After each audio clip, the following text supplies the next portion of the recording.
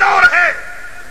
جائیے بنو تمیم قبیلہ آج بھی سرزمین عرب میں پھیلا ہوا ہے. بنو تمیم قبیلے کے لوگ کچھ آپ عرب کی عدالتوں کے اندر جج ملیں گے, کچھ بنو تمیم قبیلے کے لوگ کالجوں کے اندر پروفیسر ملیں گے, کچھ بنو تمیم قبیلے کے لوگ مسجدوں کے خطیب اور امام ملیں گے, بنو تمیم قبیلے کے لوگ بکریوں کے چرواہے ملیں گے.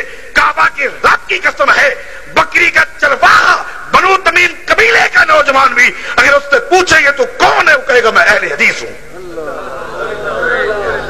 میں اہل حدیث ہوں. بنو تمیم قبیلے کا ایک نوجوان پچھلے سال لاہور آیا, اس نے تقریر کی. اس نے تقریر میں کہا کہ اہل حدیث تمہیں مبارک ہو, تم اللہ کے پیغمبر کی جماعت ہو. یہ بنو تمیم قبیلے کے نوجوان, اس کا نام ہے عبد الرحمان سدیس. کیا نام ہے؟ یہ بنو تمیم قبیلے کا فرق. میں کیوں نہ کہوں یہ نبی علیہ السلام کے فرامین کی صداقتوں کی دلیل ہے کہ یہ قوم ہمیشہ حق پر رہے گا. آج بھی پوری دنیا کے مسلمان مقتدی ہیں, امام ہے تو بنو تمیم قبیلے کا فرد ہے.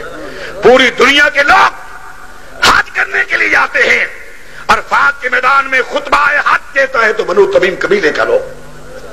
حضرات اس قبیلے کے متعلق کہتے ہو, اس علاقے کے متعلق کہتے ہو جن کے لیے نبی علیہ السلام نے پختو کی دعائیں کی, جن کے امام کی تعریف کی, جس قبیلے کی عظمت کو بیان کیا میرے محمد الرسول اللہ نے سن. یہ بات تو ہم ان لوگوں کو کہہ سکتے ہیں جن کے عقیدے کا حوالہ نجد عراق, جن کی نماز کے طریقے کا حوالہ نجد عراق, جن کے حج کے طریقے کا حوالہ نجد عراق, جن کی خوشی کا حوالہ نجد عراق, جن کی غمی کا حوالہ نجد عراق.